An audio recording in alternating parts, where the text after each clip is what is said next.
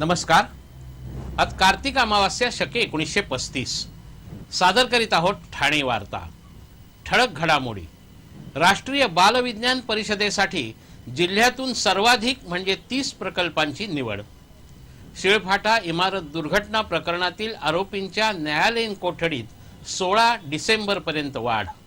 आणि वकिलांनी वकिली व्यवसायाची पूर्वीची प्रतिमा जपावी. न्यायमूर्ती R.C. चव्हाण. या आणि इतर घडामोडी विस्तृतपणे पण काही क्षणातच. शिळफाटा इमारत दुर्घटना प्रकरणातील मुख्य आरोपी अब्दुल सलीम अजीज सिद्दीकी हा आजारी असल्याने त्याला जिल्हा शासकीय रुग्णालयात दाखल केल्याचं आज न्यायालयात सुनावणीच्या दरम्यान स्पष्ट करण्यात आलं. ठाणे जिल्हा न्यायालयात या दुर्घटना प्रकरणात अटक केलेल्या 20 आरोपींच्या जामिनाची मुदत संपल्याने त्यांना न्यायालयासमोर उभं करण्यात आलं होतं. त्यावेळी सत्र न्यायाधीश M.C. खडके यांच्या न्यायालयात ही बाब उघड झाली. न्यायालयात सर्व आरोपींची हजेरी घेतली जात असताना वारंवार सिद्दीकीचं नाव पुकारल्यानंतर या प्रकरणातील एक आरोपी नगरसेवक हिरा पाटील यांनी सिद्दीकी आजारी असल्याने त्याला रुग्णालयात दाखल केल्याचं सांगितलं.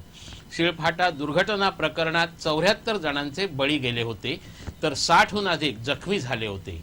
न्यायालयातील सुनावणीच्या दरम्यान स्थानिक नगरसेवक हिरा पाटील यांनी आपल्याला कारागृहातून काम करण्याची परवानगी मिळावी अशी न्यायालयापुढे विनंती केली.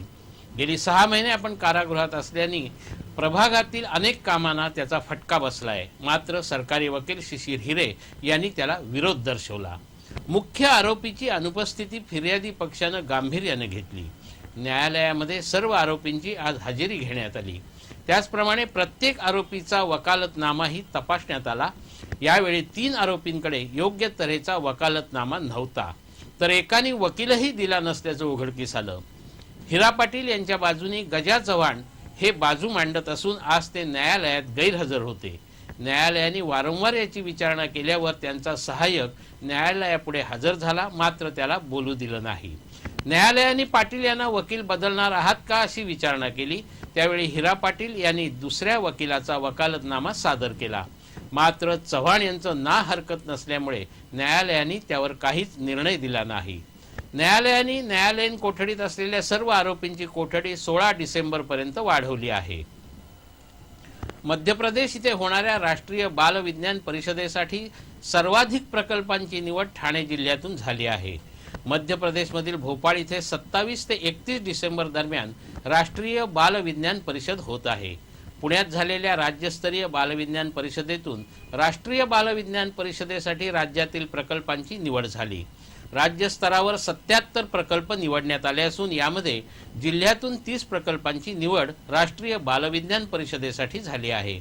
यामध्ये जिज्ञासा ट्रस्टनी मार्गदर्शन केलेल्या ठाणे शहरातील 5 प्रकल्पांची आणि जिल्ह्यातील आदिवासी विभागातील 2 प्रकल्पांची निवड राष्ट्रीय स्तरावर झाली आहे.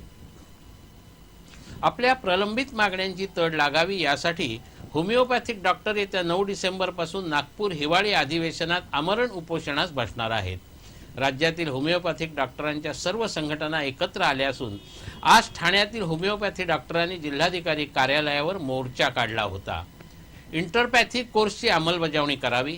होमिओपॅथीसाठी स्वतंत्र संचालनालय स्थापन करावं.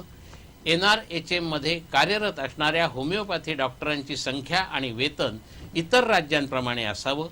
शासकीय वैद्यकीय सेवेमध्ये होमिओपॅथी डॉक्टरांचा समावेश करावा.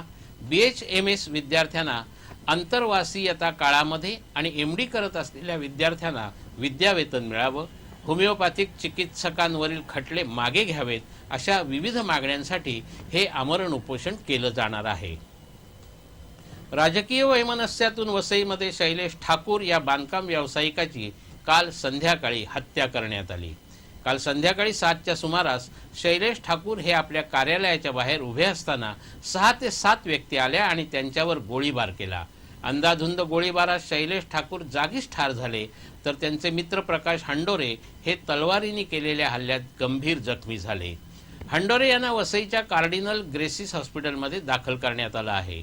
शैलेश ठाकूर हे हितेंद्र ठाकूर यांच्या बहुजन विकास आघाडीशी संबंधित होते.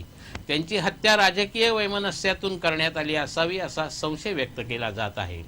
ठाकूर हे आपल्या विकासाच्या आड येत आहेत असं समजून ही हत्या करण्यात आली असल्याचं सांगितलं जातं.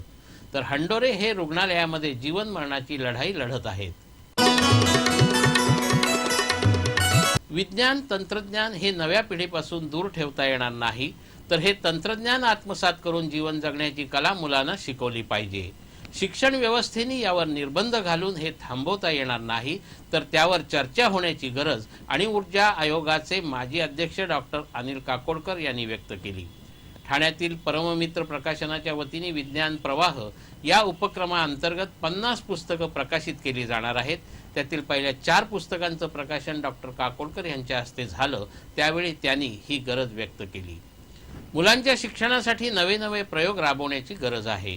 मुलांना केवळ लेखी परीक्षा देण्याकडे भर देऊ नये, तर मुलांना प्रयोग करण्याची संधी उपलब्ध करून देण्याची आवश्यकता काकोडकर यांनी यावेळी व्यक्त केली. विज्ञानाचा प्रभाव जीवनावर पडतो आणि त्यातूनच सामाजिक वैचारिक स्थित्यंतर होत असतात. त्यामुळे विज्ञानावर आधारित साहित्याची आवश्यकताही काकोडकर यांनी यावेळी व्यक्त केली. आपल्याकडील संतांनी अनेक चांगल्या गोष्टींचा उल्लेख ग्रंथांमध्ये केला असला तरी त्यावर सविस्तर संशोधन करून त्यावर ज्ञानवादी लिखाणाची आवश्यकता लोकसत्ताचे संपादक गिरीश कुबेर यांनी यावेळी व्यक्त केली. हिंदी चित्रपटसृष्टीतील सुप्रसिद्ध अभिनेते अमिताभ बच्चन उद्या ठाण्यात येत आहेत. ठाणे जिल्हा ॲथलेटिक्स संघटनेतर्फे आयोजित करण्यात आलेल्या विशेष मुलांच्या स्पर्धेसाठी अमिताभ बच्चन ठाण्यात येत आहेत. या स्पर्धेचं उद्घाटन बच्चन यांच्या हस्ते होणार आहे. या स्पर्धेत जिल्ह्यातील 40 विशेष शाळांमधील 700हून अधिक मुलं सहभागी होणार आहेत. बच्चन यांच्या हस्ते या स्पर्धेतील पहिल्या धावण्याच्या स्पर्धेला हिरवा झेंडा दाखवला जाणार आहे.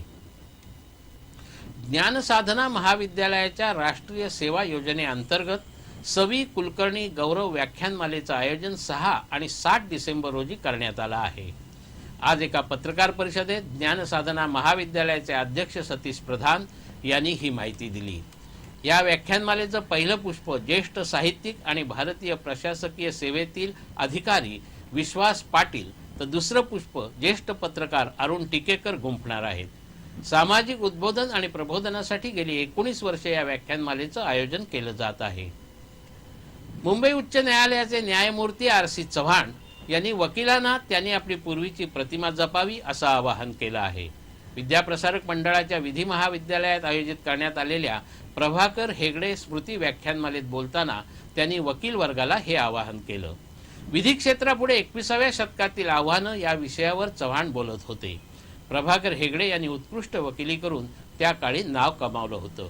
सरकारी वकील असलेल्या कुमुदिनी हेगडे याही त्या काळात बऱ्याच प्रसिद्ध होत्या असं त्यांनी सांगितलं. पूर्वीच्या काळी वकिलांकडे ज्या नजरेनं बघितलं जायचं तसा प्रकार आता राहिला नसून वकिलांनी आपली प्रतिमा सुधारण्याची गरज त्यांनी व्यक्त केली. पाश्चिमात्यांकडे झुकलेला कल बदलून आपल्या धर्मानुसार आचरण करावं. धर्म म्हणजे आपली कर्तव्य योग्य तऱ्हेनं बजवावी असं त्यांनी स्पष्ट केलं. वकिलांनी सध्याच्या काळानुसार बदलणं आवश्यक असून स्वतःला कायम अपडेट ठेवावं असं त्यांनी सांगितलं. वकिलांनी खालच्या न्यायालयातही काम करावं आणि आपल्या व्यवसायाशी आणि समाजाशी एकनिष्ठ राहावं असा सल्ला चव्हाण यांनी नव्या वकिलांना दिला. विद्याप्रसारक मंडळाच्या विधी महाविद्यालयाच्या प्राचार्य श्री विद्या जयकुमार यांनी मुंबई विद्यापीठांतर्गत फक्त या महाविद्यालयाला श्रेणी मिळाली असल्याचं सांगितलं. यावेळी SC भाटिया, गजानन चव्हाण, बाबर देसाई, प्रशांत पंचाक्षरी अशा विधिज्ञांचा खास सत्कार करण्यात आला. याचबरोबर उत्कृष्ट वकिली करणाऱ्या M जोशी आणि महाविद्यालयातील उत्कृष्ट विद्यार्थी रुपाली अकोलकर यांचाही खास सत्कार करण्यात आला. या कार्यक्रमात जिल्हा तसंच राज्यातील विधिज्ञ मोठ्या संख्येने उपस्थित होते.